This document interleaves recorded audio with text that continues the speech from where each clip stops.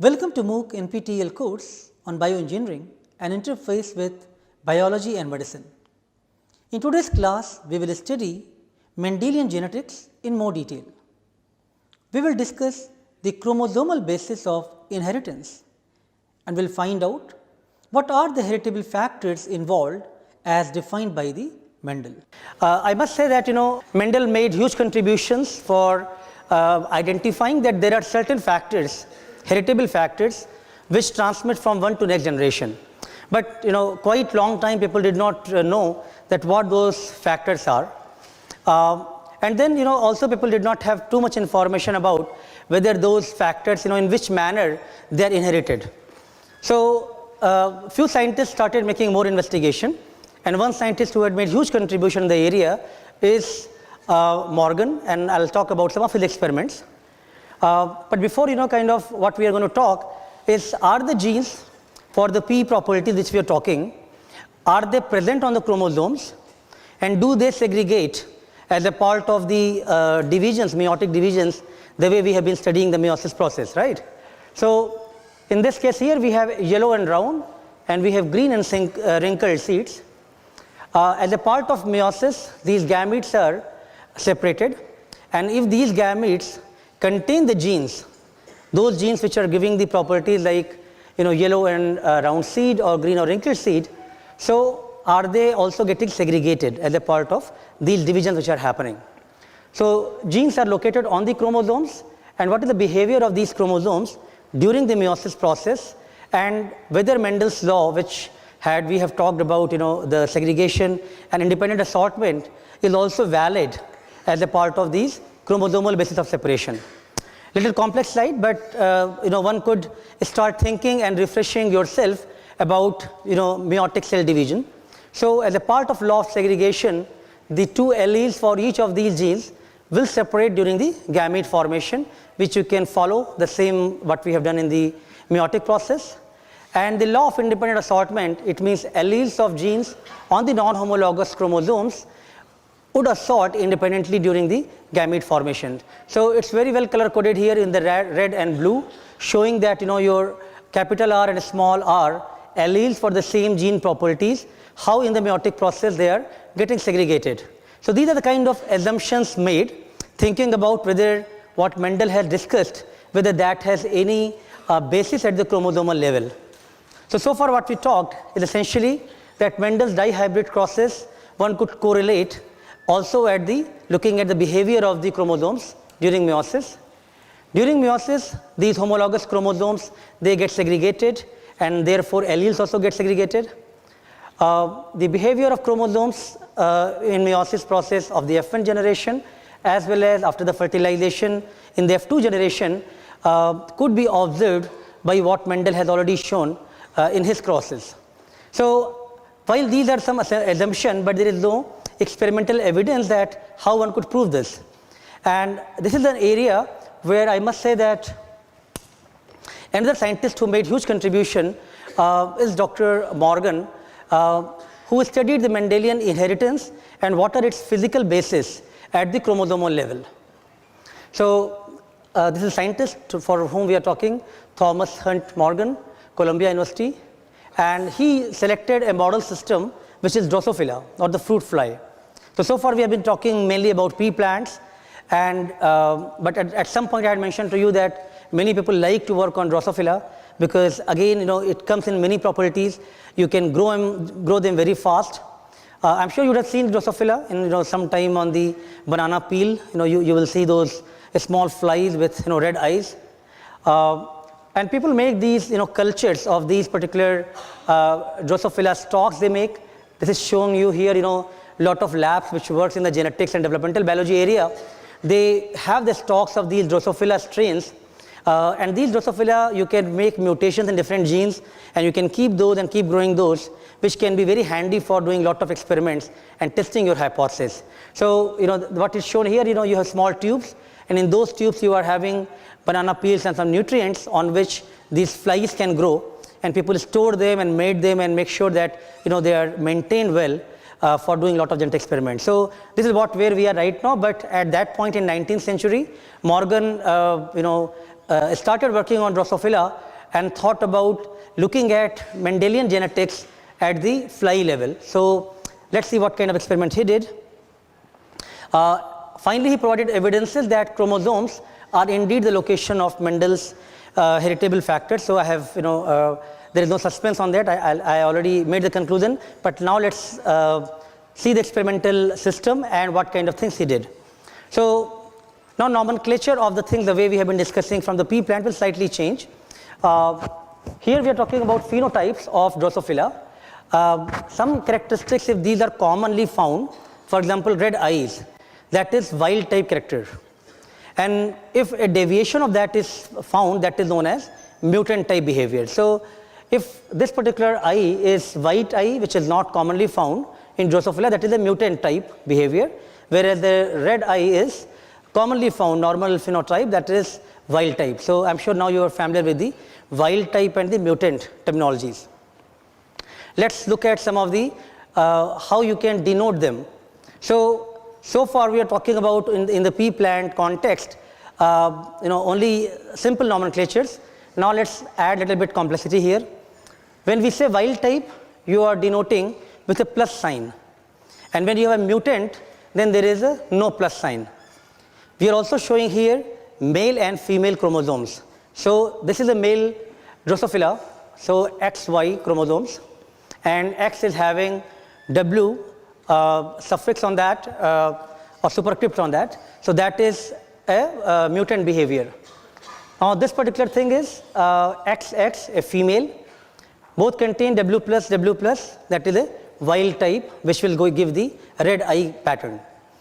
Keep this in mind. I think there are some crosses which we have to do, which now we have to use these kind of nomenclature.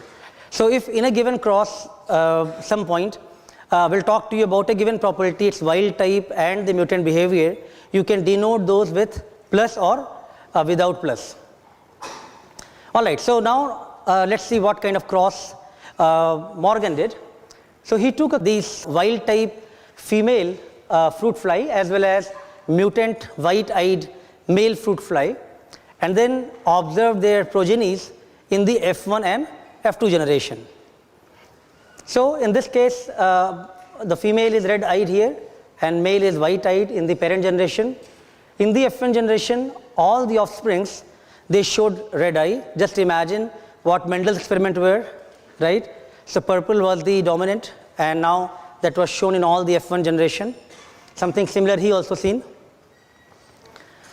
Now he wanted to follow this particular cross in the F2 generation, and I would ask all of you now to start thinking and start making this kind of cross. So let's start doing that.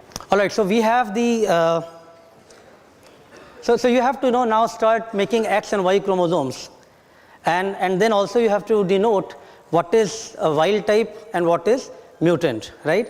Then only you can say that offsprings, how many are male and female and what are their characteristics. So let's try out simple, the same way of Punnett square. So let's draw only for F2 generation. So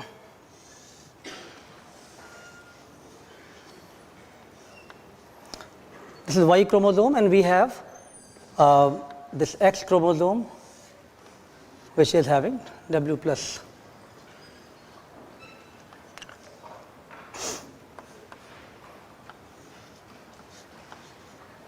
All of you are doing that, right?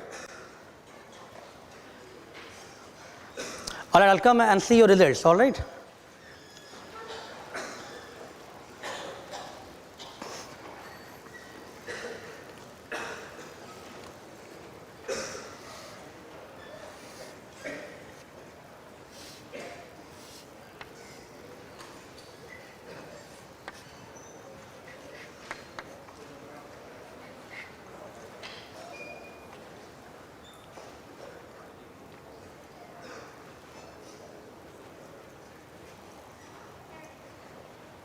I'm sure right now it's not very difficult for you to do the crosses, but you have to assume that you have to know the terminologies, you have to know how genetic crosses can be done in different type of properties, which we will describe.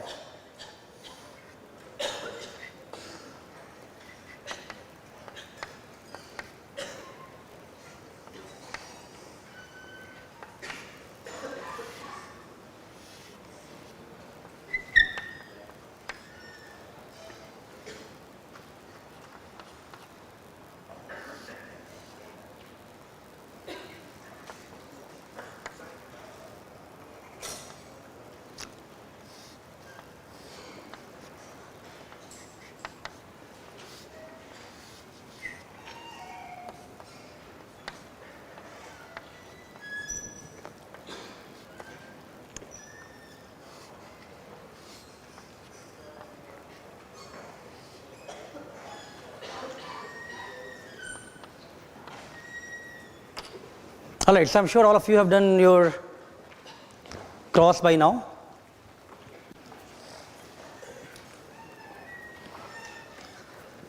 So what is the phenotypic ratio? We are looking at one property, which is red eye versus white eye. White eye is the mutant property and red eye is the wild type property.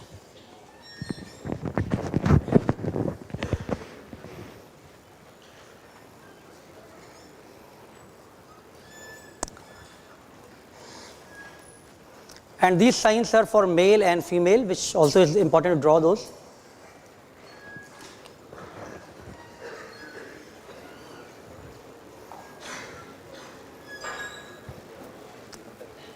So it is not so difficult, right? Because you have done already this kind of crosses for Mendelian genetics in the P, and that time 3:1 were very simply defined. Yes.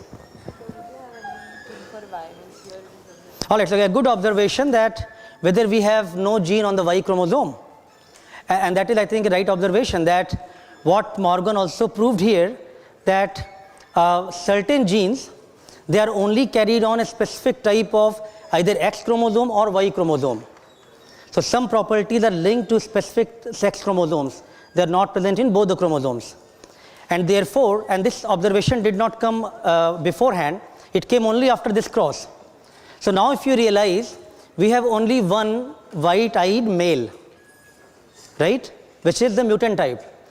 So because he also observed 3:1 ratio, 3 other flies were red-eyed, 2 of them female and 1 male. But one of the white-eyed male, he was observing this only male. So based on that, when he made these crosses, he realized that the segregation is happening, but there is some sort of link to the chromosomal basis of that. Probably these genes are located on some specific chromosomes, X chromosome or Y chromosome, and that's why they are seeing this mutant behavior is coming only in the male type here. So I think it's important in genetics that you should make those observations for a given cross and then use all the properties, label properly, and then probably you cannot make any mistake. So this is kind of cross which we just talked. We have these gametes from the sperm, W plus and the Y chromosome here. From the X we have W plus and W. And now if you are making these crosses, you have only one white-eyed male. You have remaining 3 flies which are all red-eyed. Yes.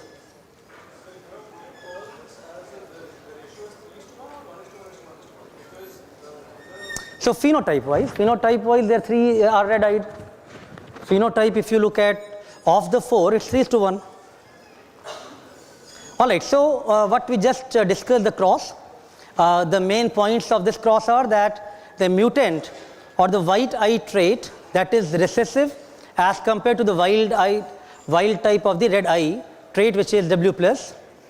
In the recessive trait, white eye was expressed only in the male in the F2 generation. I think you had rightly observed this, and that led Morgan to conclude that eye color gene is located on the X chromosome and not on the Y chromosome. So while that's segregating, it is some specificity that where these genes are located. So conclusion from the experiment is, we saw the evidence that chromosomes are indeed the locations of what Mendel has defined those heritable factors. So Mendel was only able to say that there are some factors which are transmitting from one to the next generation. Morgan was also able to show that there are some chromosomal basis to them.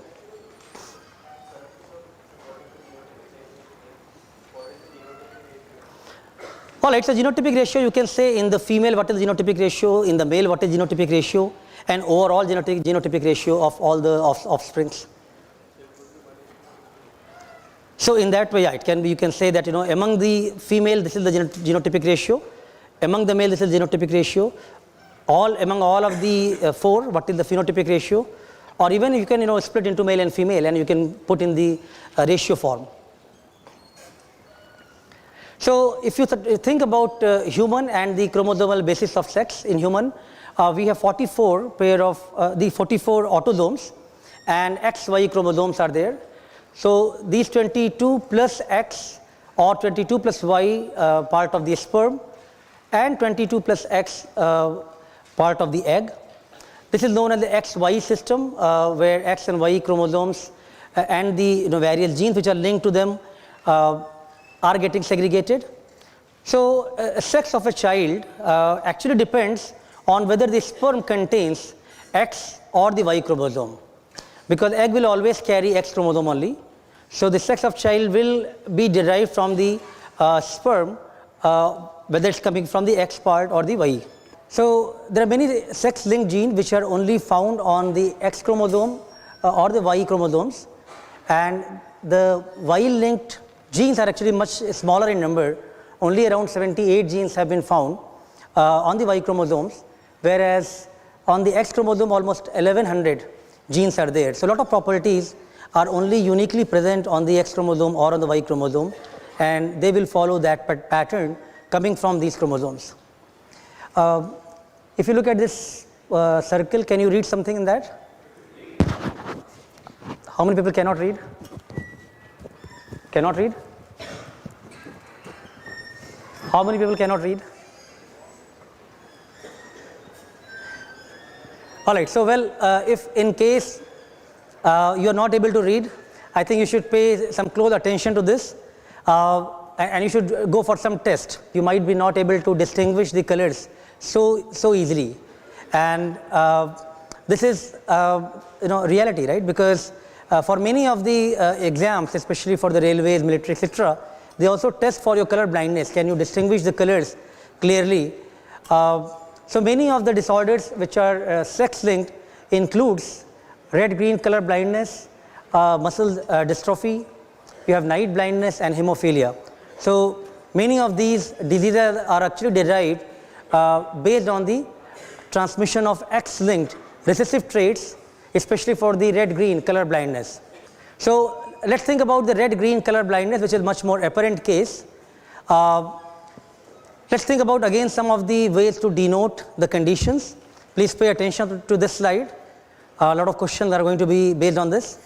So for a color blindness to happen, this gene is going to be on the recessive allele, which we are denoting from the small n. If an individual is unaffected or normal eye, normal vision, then we are showing from the this white square. If it is carrier, we are showing from the light shade. If color blind, from the dark shade. So this case, let's think about female and male. A cross is happening. In this case, it is normal. When we have normal phenotype, it means capital N and capital N, right, on both the chromosomes. And if it is carrying the recessive allele, which is small n, then only you have the disorder. So if I am just showing you this, what is this cross is between what type of male and female? This male is colorblind, yeah. And female? Female is unaffected. All right. So female is unaffected and male is colorblind. All right. Now let's take second situation. In this case, what will happen? What female is? Carrier. Yes. And male? Unaffected. Male is unaffected and female is carrier. Let's take the third situation.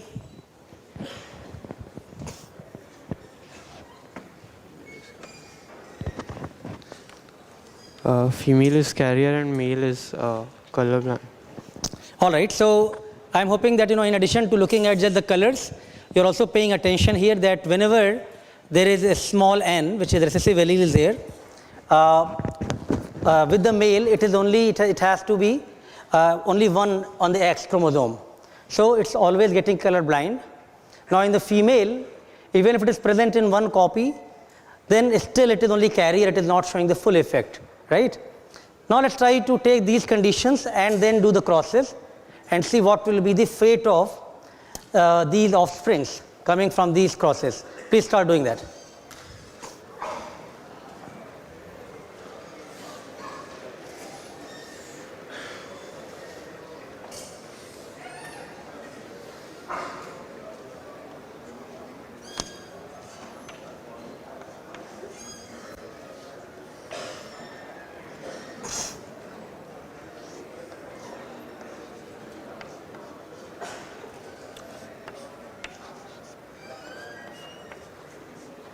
So that's the first situation we had talked.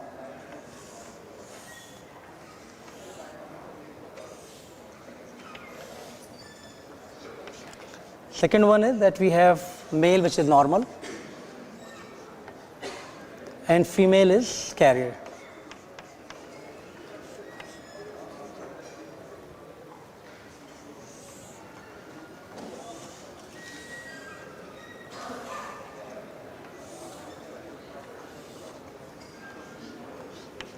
Third cross, we have male him colorblind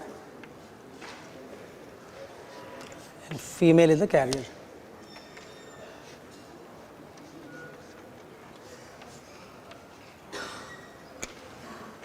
All right, all of you are doing it, right?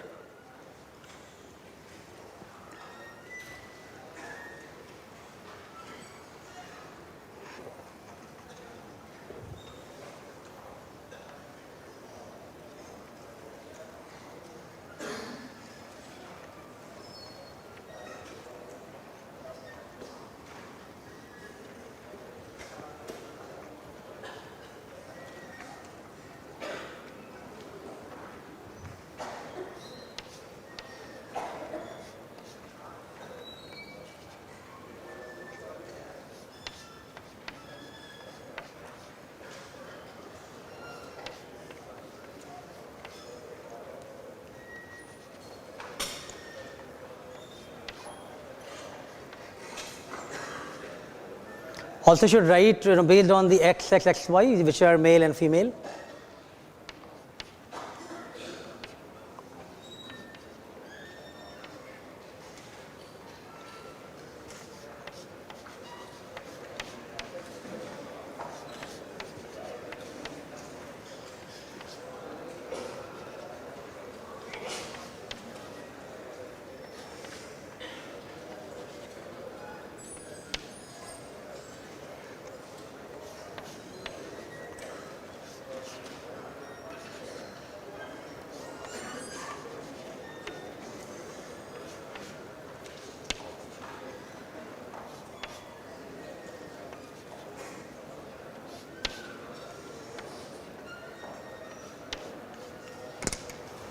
All right, so I'm sure all of you have done the cross as well.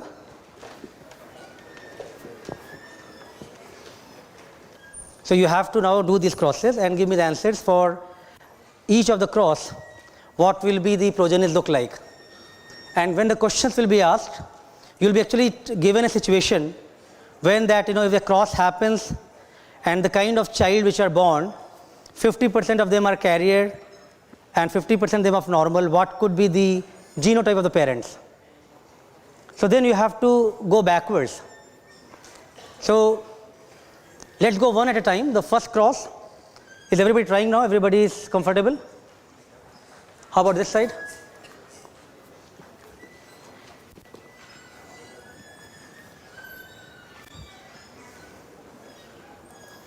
Okay, so let's think about different crosses which we have done. The first situation is when we have a color-blind male and we have the normal female. From this, the progeny which are born, of them 50% of them are carrier. Okay, you will not see apparent any change in the phenotype, but the 50% of the child are actually going to be carrier. So a color-blind father is going to transmit these alleles to their daughter. It's only transmitting, and it is not going to be apparent in the next generation. Second situation, the second cross, we have the female which is carrier and now male is normal. In this case, out of the 4 progeny, there is a probability that one of the male child will be color blind and one of the female will be the carrier. Now let's think about the third situation when we have a color blind father and mother is a carrier. In this situation, you have 50% child who are going to be color blind and 25% of them will be carrier. So many times if a family has the history of carrying these kind of disorders, so it's good idea for them to do genetic testing or get genome counseling before marriages, because you want to know that what could be the fate of those small genes and whether they will be apparent in the progeny. And therefore, many people make those kind of choices.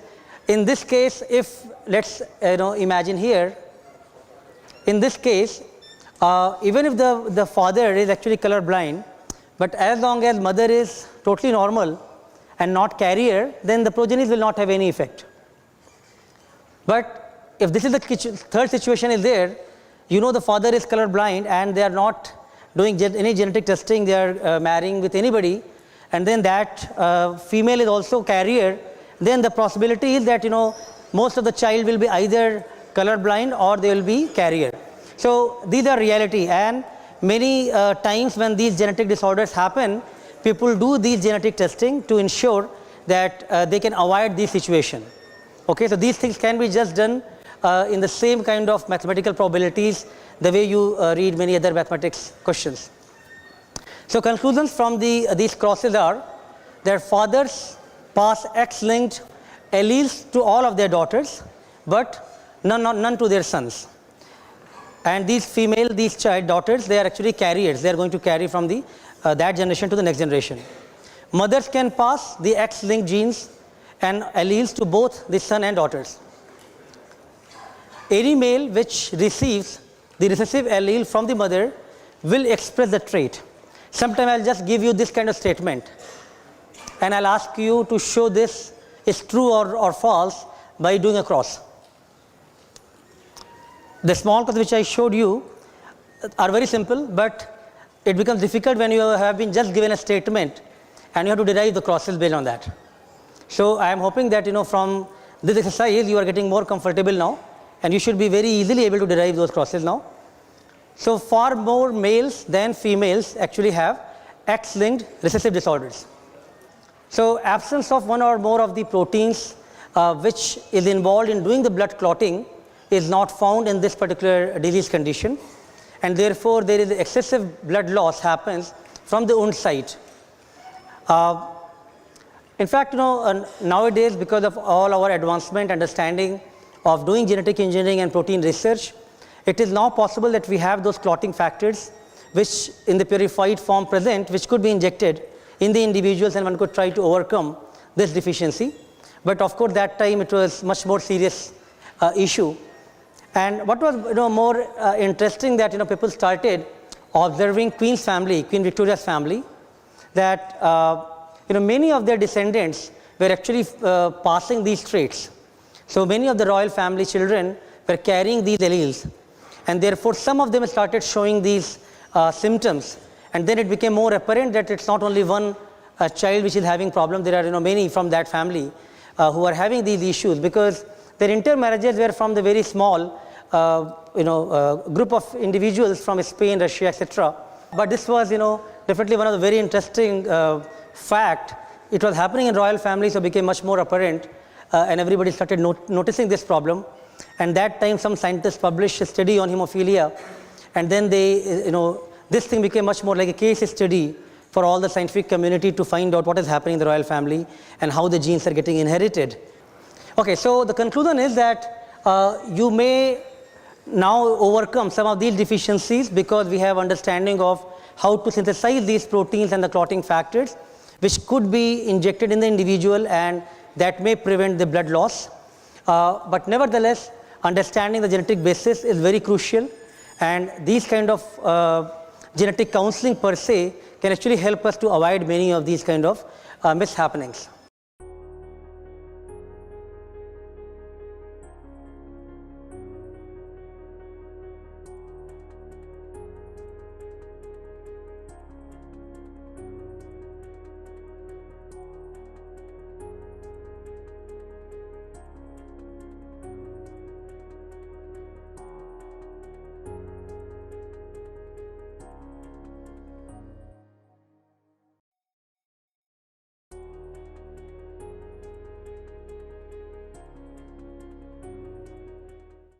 So by now you are familiar with the chromosomal basis of inheritance. You now know that Mendelian inheritance has its physical basis in behavior of chromosomes. It is the behavior of chromosomes during meiosis that accounts for Mendel's law of segregation and independent assortment. Morgan independently tested Mendel's experiment and provided evidence that chromosomes are indeed the location of Mendel's heritable factors. You also studied sex-linked inheritance and how Y-linked genes mainly help determine sex, while X-linked genes help in determining genes for many characteristics, but unrelated to the sex. In the next class, we will study genetic recombination and linkage, which is very important in determining the inheritance of characters. See you in the next class. Thank you.